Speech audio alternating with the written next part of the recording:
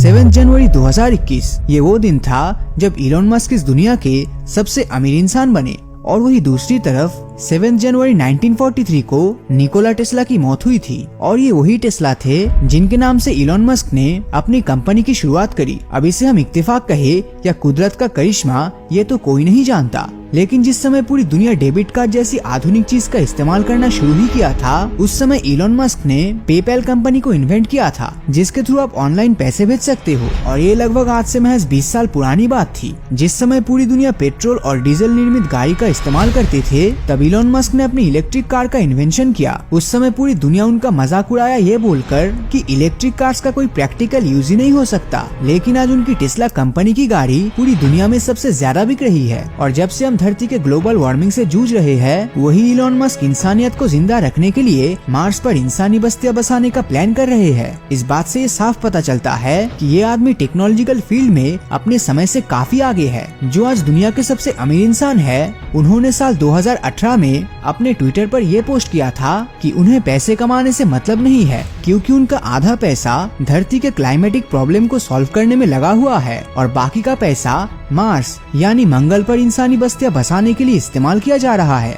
ये सब उन्होंने साल 2018 में कहा था। और 2 साल पूरा होते होते पैसों की परवाह ना करने वाला इंसान इस दुनिया के सबसे अमीर इंसान बन गए। इलॉन मस्क बचपन से कंप्यूटर और पढ़ाई में काफी अच्छे थे और सिर्फ 12 साल की उम्र में कंप्यूटर प्रोग्रामिंग सीखकर ब्लास्टर नाम का एक गेम बना दिया, जिसे उन्होंने उस समय यानी आज से लगभग 37 साल पहले इस गेम को पीसी एंड ऑफिस टेक्नोलॉजी नाम की कंपनी को $500 में बेचा। आज से 37 साल पहले $500 की कीमत कितनी ज्यादा थी, शायद आप इसका अंदाजा लगा ही सकते हैं। बचपन में इलॉन को स्कूल के बच्चे बहुत ही बुरी तरह मारते पीटते थे और एक बार तो उनको स्कूल के बच्चों ने इतना मारा कि वो बेहोश हो गए थे। इतना भयानक स्कूल लाइफ बिताने के बावजूद वो अपनी जिंदगी में हार नहीं माने और आगे जाके उन्होंने अपनी फिजिक्स में बैचलर ऑफ साइंस की डिग्री ली। इसके बाद उन्होंने पीएचडी के लिए एडमिशन लिया और एडमिशन के 2 दिन के अंदर ही उन्होंने अपनी पीएचडी की पढ़ाई छोड़ दी। जिस तरह बचपन में इलॉन मस्क ने गेम बनाया था, ठीक उसी तरह अपने भाई के साथ 1995 में Zip2 नाम की एक सॉफ्टवेयर कंपनी शुरू की,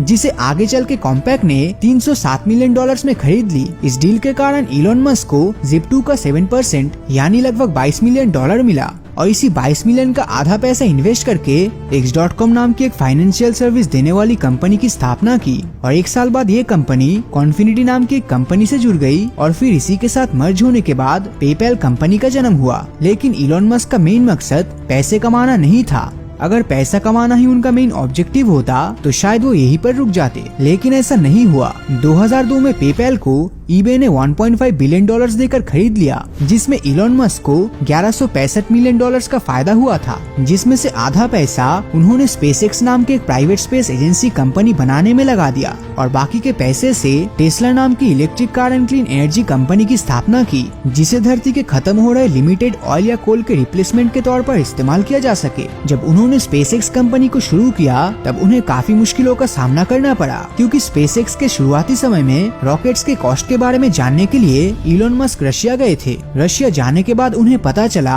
कि रॉकेट के सहारे अंतरिक्ष में जाने के लिए $8 मिलियन खर्च करना पड़ेगा, जो कि बहुत ही ज्यादा था। और इतना खर्चा देखकर इलॉन मस्क को ये एहसास हुआ कि क्यों न ऐसे रॉकेट्स बनाए जाए जिनको हम एक बार नहीं बल्कि बार बार इस्तेमाल कर सके, जिससे स्पेस एक्सप्लोरेशन का खर्चा भी काफी कम हो जाएगा और स्पेस ट्रैवल या फिर मंगल पे जाकर इंसानी बस्तियां बसाना भी अफोर्डेबल हो पाएगा। लेकिन ये काम इतना आसान नहीं था, क्योंकि ऐसे रियूजेबल रॉकेट्स बनाने के बाद इनके पहले लॉन्च में रॉकेट के इंजन में आग लग गई थी, जिसमें करोड़ों का नुकसान हुआ। फिर अपने दूसरे अटेम्प्ट में रॉकेट स्पेस में तो पहुंचा, लेकिन ऑर्बिट तक नहीं जा पाया और इसी तरह तीसरी बार भी उनके हाथ सिर्फ नाकामयाबी ही लगी। और इतने में इलॉन मस्क का बचा कुचा सारा पैसा खत्म हो गया था। लगातार 3 बार फेल होने के बाद उनके आइडल्स जैसे कि नील आर्मस्ट्रांग, जिनको वो अपना हीरो मानते थे, उन्होंने भी इलॉन मस्क की इस रियूजेबल रॉकेट के कंसेप्ट को एक बेवकूफों वाला आइडिया कहा। इस वक्त इलॉन मस्क के पास बस एक आखिरी अटेम्प्ट करने के ही पैसे बचे थे, क्योंकि उनके पास उस समय रहने को घर तक नहीं था। वो अपने दोस्त के घर रेंट पे रहते थे और अगर वो इस बार भी फेल होते तो स्पेसएक्स को लैक ऑफ फंडिंग के कारण बंद करना पड़ता। और इस समय अगर उनके आइडल भी उनको डिमोटिवेट करे तो कैसा लगता है, जरा सोच कर देखिए। लेकिन इलॉन हार कहाँ मानने वाले थे। इस आखिरी अटेम्प्ट में या तो वो सक्सेसफुल होते या फिर उनका सब कुछ खत्म हो जाता। और इस बार वो अपना सब कुछ बेचकर ये आखिरी बार के लिए ट्राई किया। और फाइनली इस बार ये लॉन्च सिर्फ सक्सेसफुली नहीं हुआ, बल्कि सक्सेसफुल लैंडिंग के बाद नासा ने इनको $1.5 बिलियन की फंडिंग भी दी। टेस्ला कंपनी के साथ भी कुछ ऐसा ही हुआ था। लोग इस बात को मानने के लिए राजी ही नहीं थे कि इलेक्ट्रिक कार्स भविष्य में पेट्रोल और डीजल कार्स को रिप्लेस कर सकता है। और शुरुआत में जो इलेक्ट्रिक कार्स होते थे वो नॉर्मल प्राइस से काफी महंगे थे। यहाँ तक टेस्ला ने जो पहली कार बनाई थी उसकी कॉस्ट $1 लाख से भी ज्यादा थी, जो कि 73 लाख रुपए के आसपास था, जो उनके एस्टिमेटेड कॉस्ट का डबल था। अब ऐसे में ये गाड़ियाँ बिल्कुल भी नहीं बिकी। टेस्ला मोटर में एक ऐसा समय आया था जब उनके कंपनी को बंद करने के लिए नोटिस दिया गया था, और उस समय उनके पास स्पेसएक्स और टेस्ला में से किसी एक कंपनी को बचाने का ही ऑप्शन था। लेकिन हार मानना उनकी डिक्शनरी में था ही नहीं। एक तरफ उन्होंने स्पेसएक्स का चौथा अटेम्प्ट सक्सेसफुल किया और दूसरी तरफ टेस्ला मोटर को अपनी टीम के साथ मिलकर वापस खड़ा किया। और देखते ही देखते ये दुनिया की one of the leading car manufacturing company बन गई। और टेस्ला के ग्रोथ के साथ इलॉन मस्क की दौलत यानी रेवेन्यू भी तेजी से बढ़ने लगी, और देखते ही देखते वो दुनिया के सबसे अमीर इंसान बन गए। और ये भी कहा जा रहा है कि जिन प्रोजेक्ट्स पर इलॉन मस्क आज की तारीख में काम कर रहे हैं, अब चाहे वो स्पेसएक्स हो, टेस्ला हो, द बोरिंग कंपनी हो या फिर न्यूरालिंक हो, इन सब कंपनी के फ्यूचर ग्रोथ को देखकर ये कहना गलत नहीं होगा कि भविष्य में वो दुनिया के सबसे पहले ट्रिलियनर बन सकते हैं। अब जिनको नहीं पता उन्हें बता दूं, द बोरिंग कंपनी जमीन के अंदर से एक जगह से दूसरी जगह जाने के लिए रास्ता बनाती है। तो वही दूसरी तरफ न्यूरालिंक एक न्यूरोटेक्नोलॉजिकल कंपनी है जो इंसानों के न्यूरोलॉजिकल कंडीशन या बीमारी को आर्टिफिशियल इंटेलिजेंस और कंप्यूटर प्रोग्रामिंग के थ्रू ऑपरेट करेगा। तो उनके ये सब प्रोजेक्ट्स को देखकर यही लग रहा है कि वो भविष्य में और भी कुछ बड़ा करने वाले हैं। आज की तारीख में उनका नेटवर्थ $182 बिलियन के आसपास है। ट्रिलियनर बनने के लिए उनके पास $1000 बिलियन जितनी दौलत होनी चाहिए।